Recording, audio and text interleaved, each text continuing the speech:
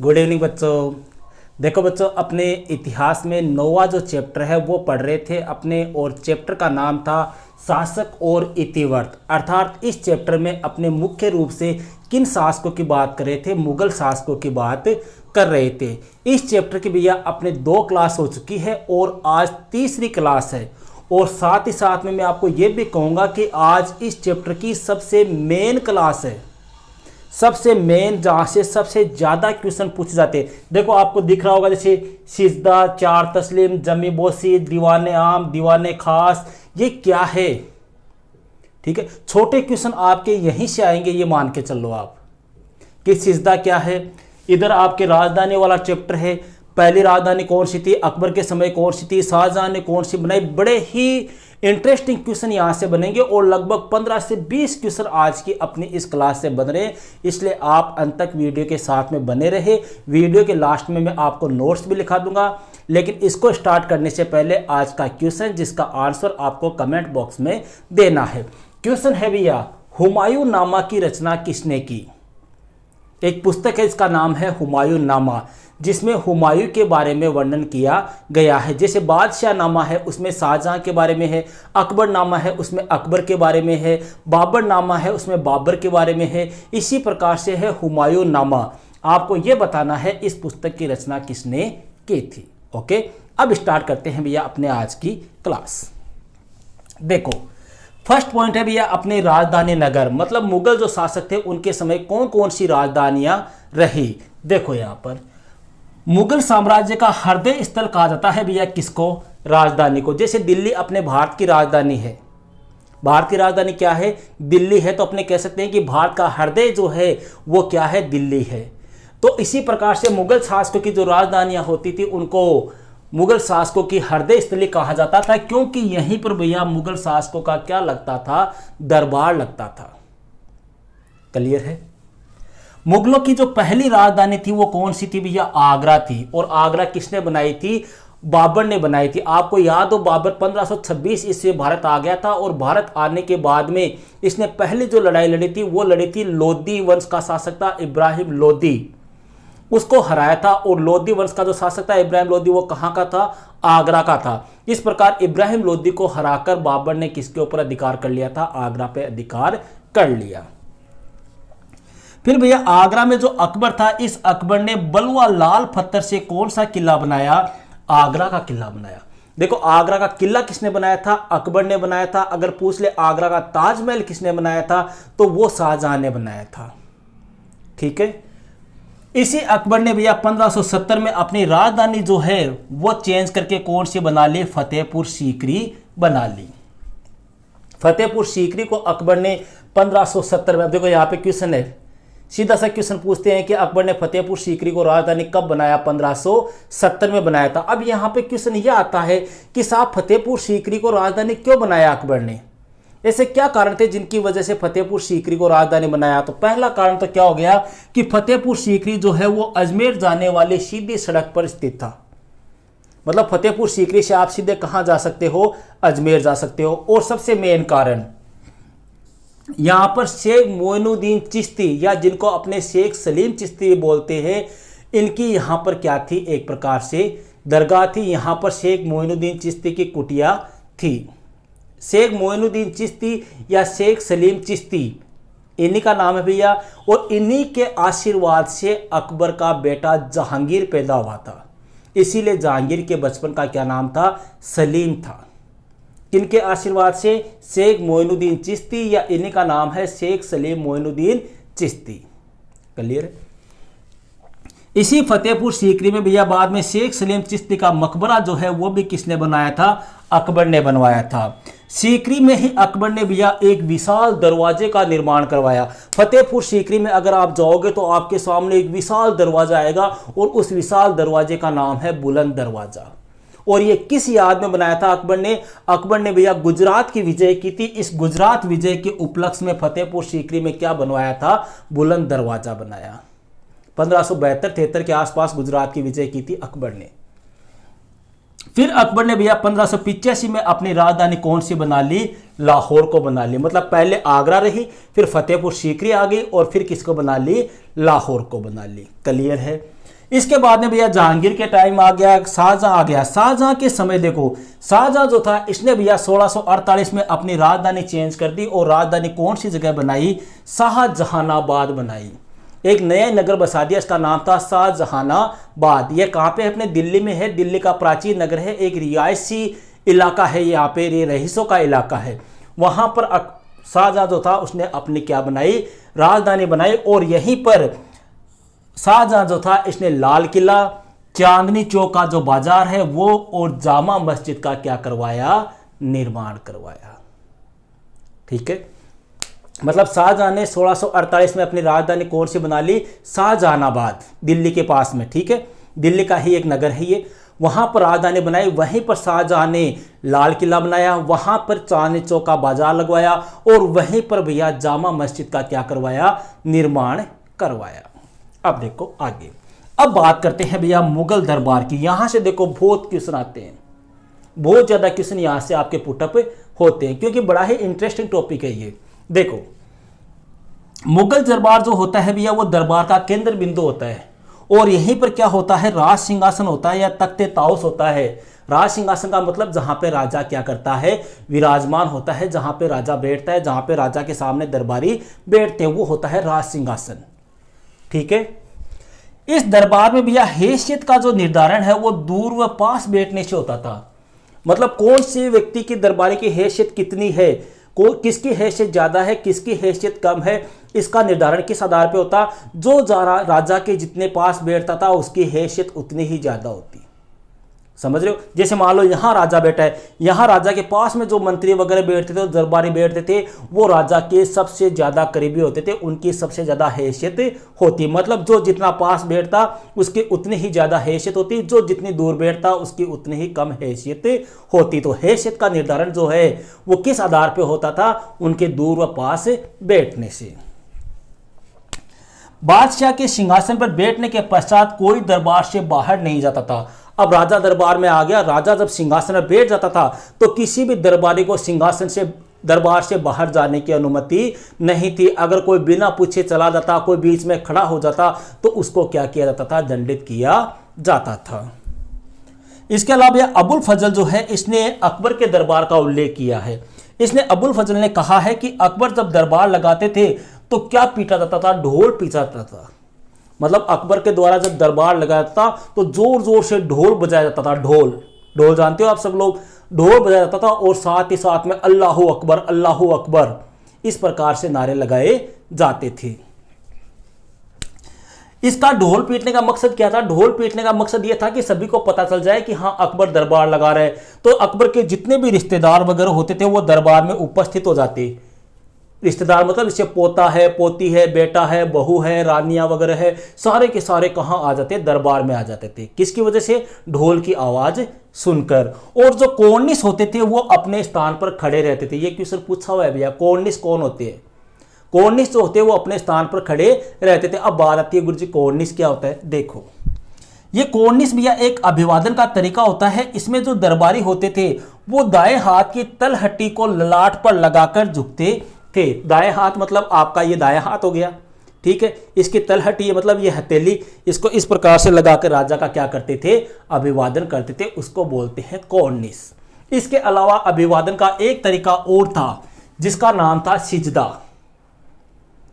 यह आत्मनिवेदन का एक तरीका था जिसमें दंडवत लेटा जाता था। दंडवत कैसे लेटते हैं? जमीन पे, मतलब राजा का अभिवादन करने के लिए दंडवत जमीन के ऊपर राजा को झुककर एक प्रकार से लेटकर उनका क्या किया जाता था? अभिवादन किया जाता था। यह भी किसके समय की बात है? अकबर के समय की।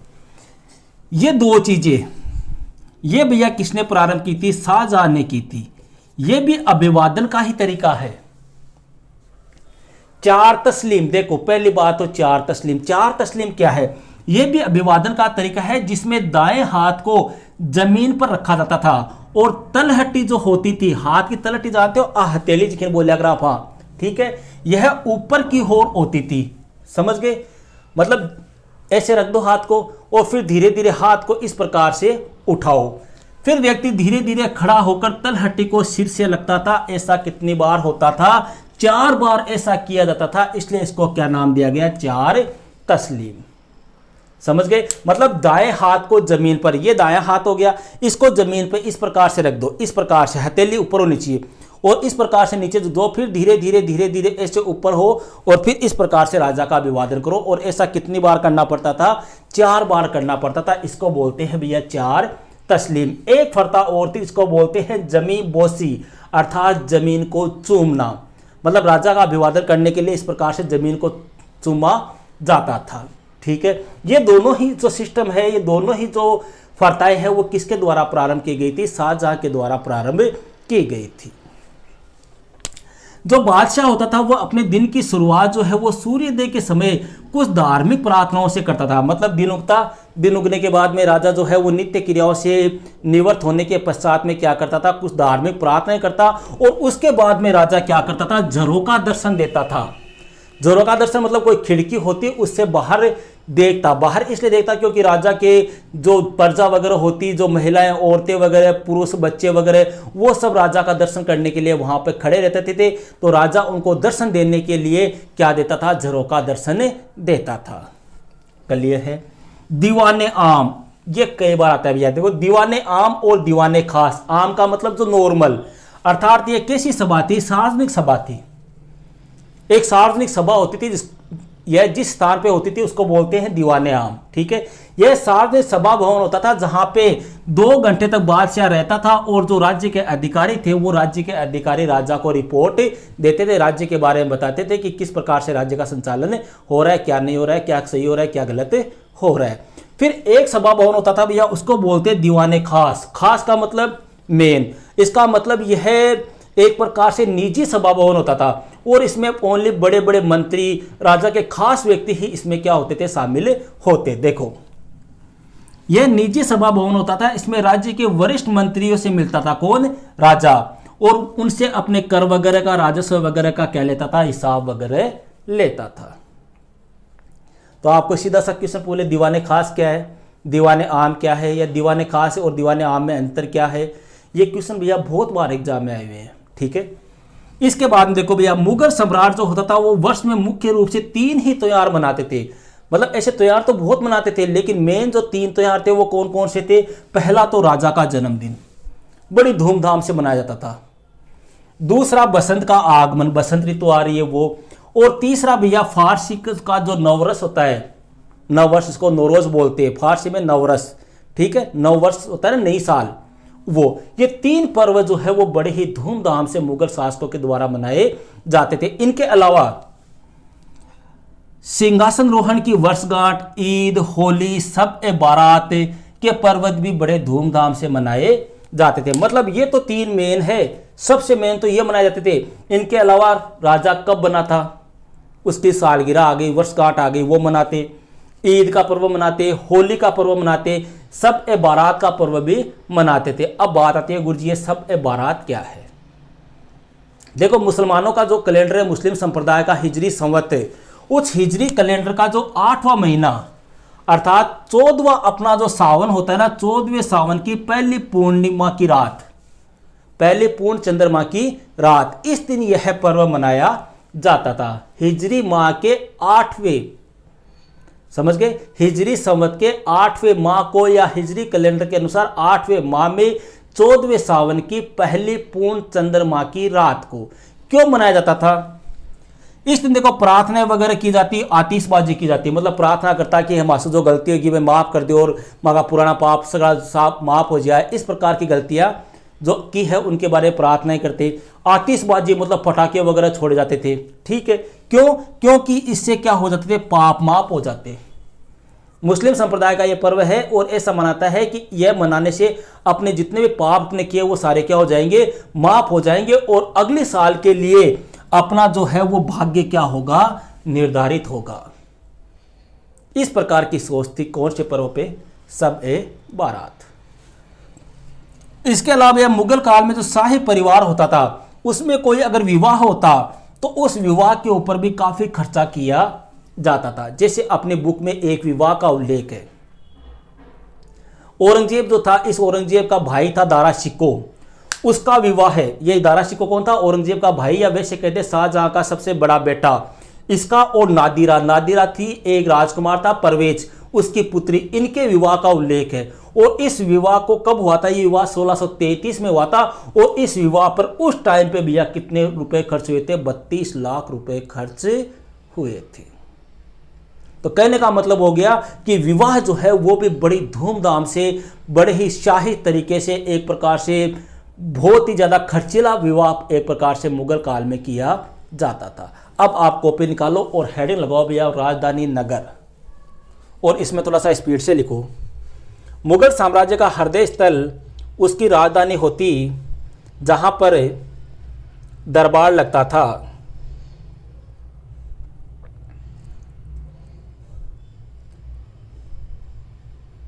1526 में बाबर ने इब्राहिम लोदी को हराकर आगरा पर अधिकार कर लिया।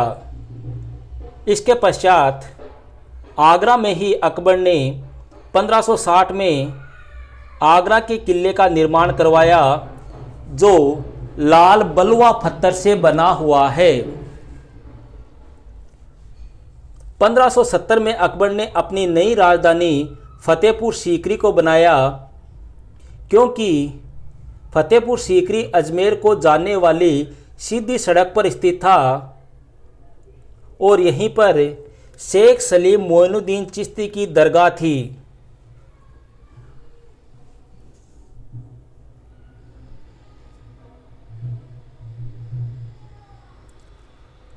फतेहपुर सीकरी में ही अकबर ने शेख सलीम चिश्ती के लिए सफ़ेद संगमरमर का एक मकबरा बनवाया तथा फतेहपुर सीकरी में ही अकबर ने गुजरात विजय के उपलक्ष्य में बुलंद दरवाजे का निर्माण करवाया।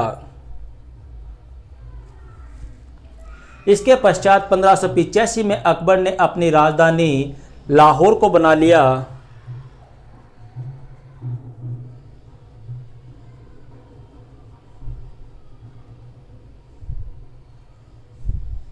फिर पैराग्राफ चेंज करके लिखो। 1648 में शाहजहां के समय मुगल राजधानी शाहजहानाबाद हो गई। यह दिल्ली का एक प्राचीन रिहायशी नगर था। यहीं पर शाहजहां ने लाल किला, जामा मस्जिद और चांदनी चौक के बाजार लगवाए। ओके, अब हेडिंग लगाओ भैया मुगल दरबार, और इसमें लिखो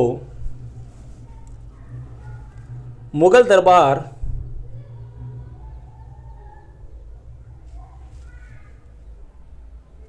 का केंद्र बिंदु राज सिंहासन ओब्लिक तख्त होता था।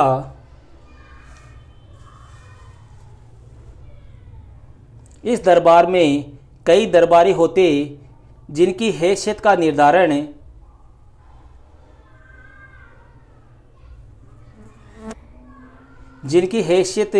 इस बात से निर्धारित होती कि वह शासक के कितना पास और कितना दूर बैठा है।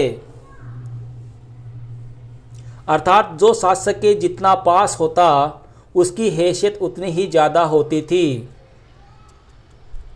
दरबार में जब बादशाह सिंहासन पर बैठ जाता, तो किसी को भी अपनी जगह से उठने और बाहर जाने की अनुमति नहीं थी।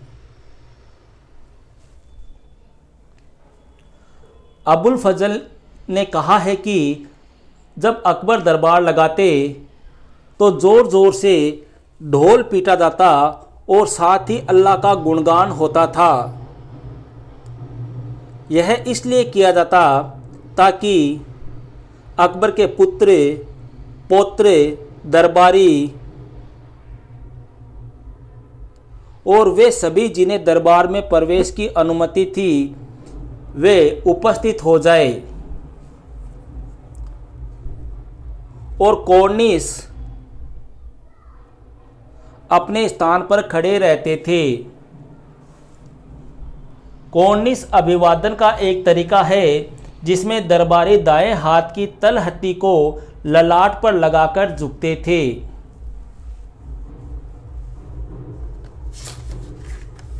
आगे लिखो भैया।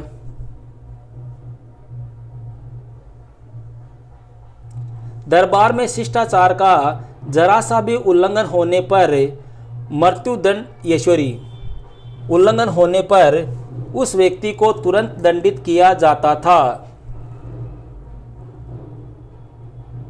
दरबार में जिस व्यक्ति के सामने ज्यादा झुककर अभिवादन किया जाता उस व्यक्ति की हैसियत उतनी ही ज्यादा मानी जाती थी।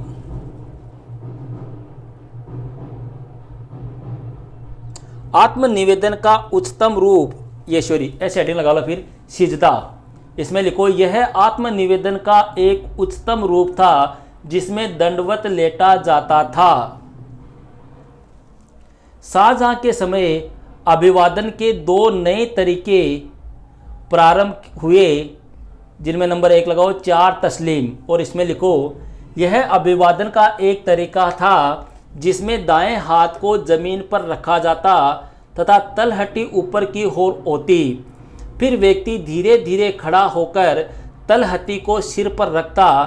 ऐसा वह 4 बार करता था, इसलिए इसको 4 तस्लीम कहा जाता है। नंबर 2 जमी बोसी, इसमें सीधा लिख लो यह भी अभिवादन का एक तरीका था जिनमें जमीन को चूमना पड़ता था। ओके, फिर आगे लिखो भैया पैराग्राफ चेंज करके।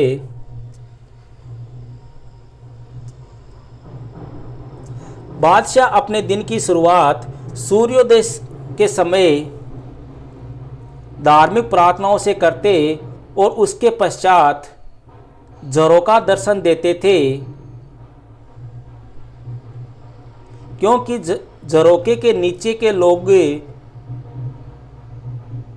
जैसे सैनिक, व्यापारी, किसान, थोड़ी आवाज़ आ रही है मैं गेट बंद कर लूँ,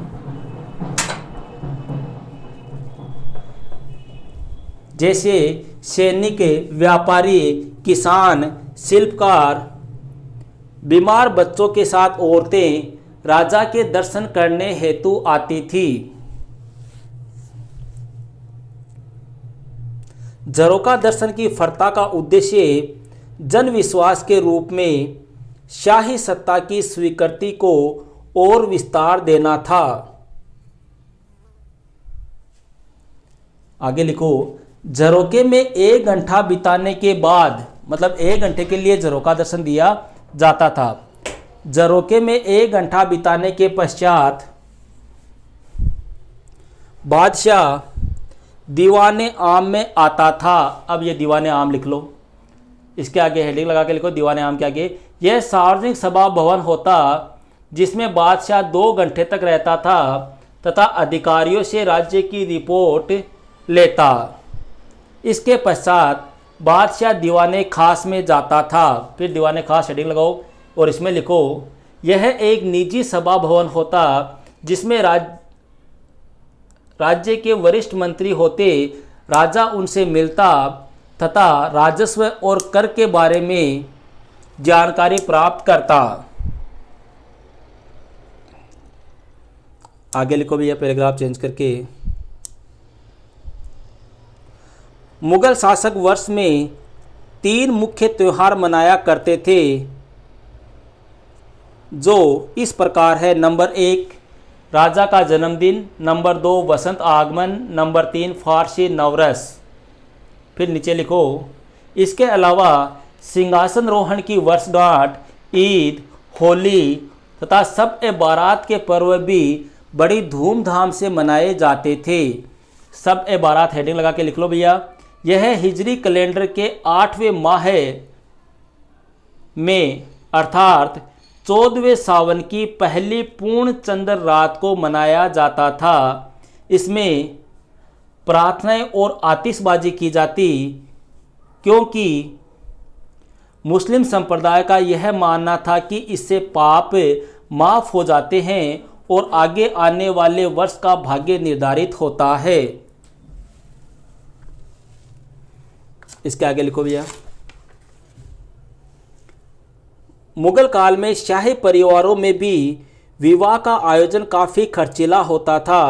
जैसे 1633 में दारा शिकोह और नादिरा के विवाह पर लगभग 32 लाख रुपए खर्च हुए।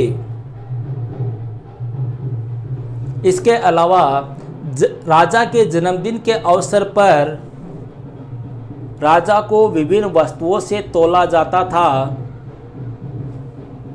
जिनको राजा बाद में दान में भेंट कर देता था। ओके भैया, तो मिलते हैं नेक्स्ट वीडियो में एक नेक्स्ट टॉपिक के साथ। दैट्स